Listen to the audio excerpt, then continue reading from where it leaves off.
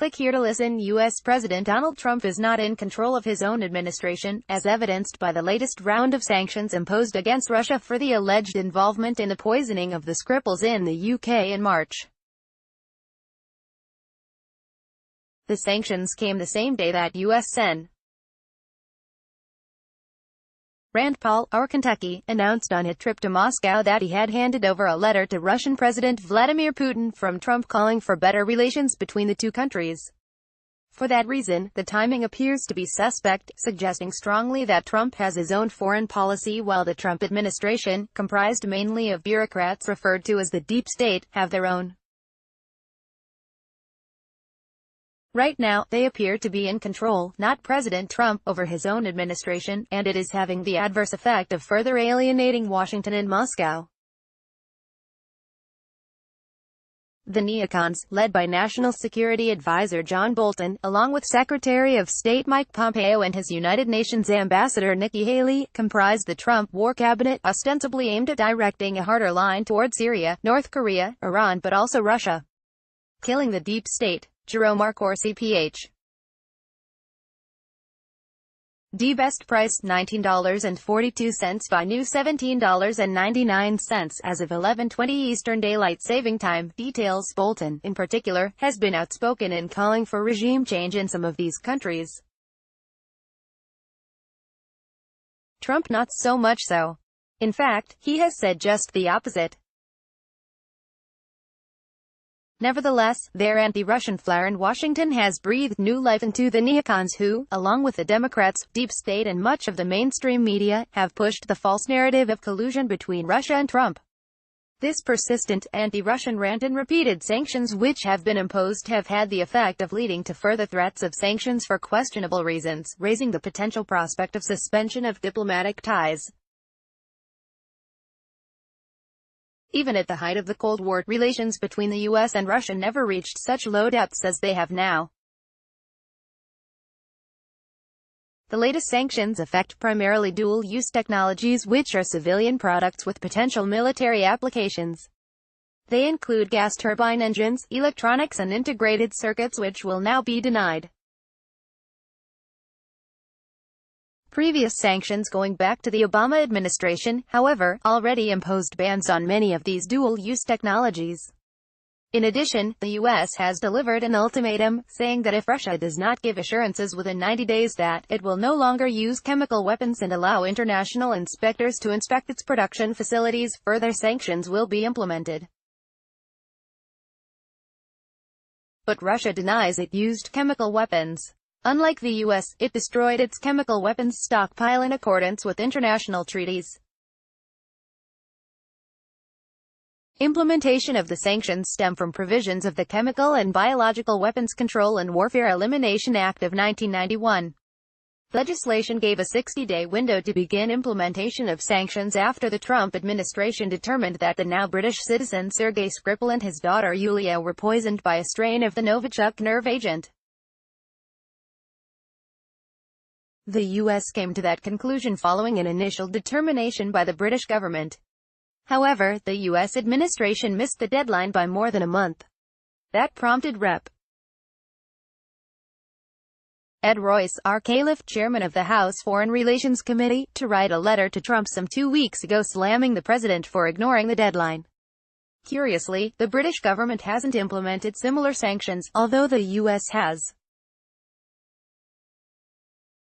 It may reflect the continued uncertainty among some British politicians and experts over the origin of the Novichok and concern with Britain's trade dependency on Russia. But since the Americans opted to implement sanctions due to existing legislation, there was apparently no objection from London even though it initially implemented sanctions by kicking out Russian diplomats from the country. Moscow, however, vehemently denied that it was involved in the poisoning of Skripal and his daughter. Novichok was created by Russian scientists during the Cold War but never used on the battlefield. Russian officials asked Britain for evidence of Russian involvement and called for a joint investigation to be conducted by the Kremlin and British governments. The British government repeatedly turned down the offer, as did other Western members of the United Nations Security Council, the US and France, when Moscow sought such a joint investigation. The U.S. claimed that the information linking the poison to Russia was classified. Strangely, a government research facility at Portondown in Amesbury, not far from Salisbury where the alleged March poisoning took place, examined the strain of Novichok. Portondown Lab does work for British Defence Science and Technology Laboratory, run by the Ministry of Defence, and the Public Health England. Results from the examination confirmed the poison was a form of Novichok but, importantly, could not determine where the poison had been created or who had used it. This development created further confusion and prompted disputes among politicians. It is known that samples of Novichok have been in the hands of many NATO countries for years after the German Foreign Intelligence Service, the Bundesnachrichtendienst, or BND, had reportedly obtained a sample from a Russian defector in the 1990s. The formula was later shared with Britain, the US, France, Canada and the Netherlands, where small quantities of Novichok reportedly were produced in an effort to develop countermeasures. Portondown Lab similarly had received samples to study. Czech President Miloš Zeman recently admitted that his country synthesized and tested a form of Novichok. Sweden and Slovakia also have the technical capability to produce the nerve agent, according to Russian officials. All of this makes the issue as to why Britain, and even the US, never wanted to share samples taken from the poisoning of the Skripals with Moscow more concerning. Yet, they all went ahead in lockstep to condemn Moscow for the poisoning, without any evidence, suggesting a more sinister reason for lobbying increased sanctions against Russia with the goal of further isolating the country. It reflects the need especially by the U.S. to have a demon in an effort to justify its defense spending to bolster NATO up to the border of the Russian Federation in the form of a new containment policy that launched the Cold War in the first place. The Russia hoax, the I.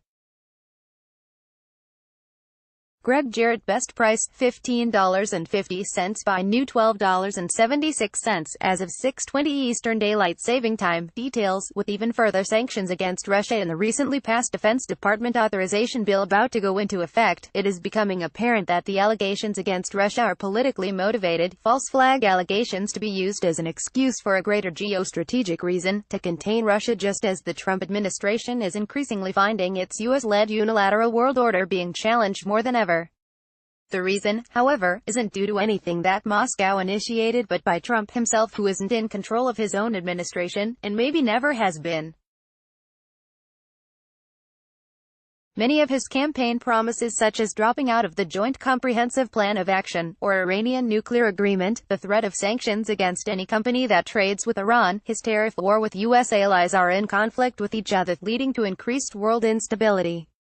At the same time, Trump talks about better relations with Russia, but the actions of his own administration in demonizing Moscow dictate otherwise. It is clear that darker days are ahead for Moscow-Washington relations, given the conflicting policies of Trump, which have become self-destructive and prompt a challenge to long-established U.S. political and economic world dominance. The statements, views and opinions expressed in this column are solely those of the author and do not necessarily represent those of RT.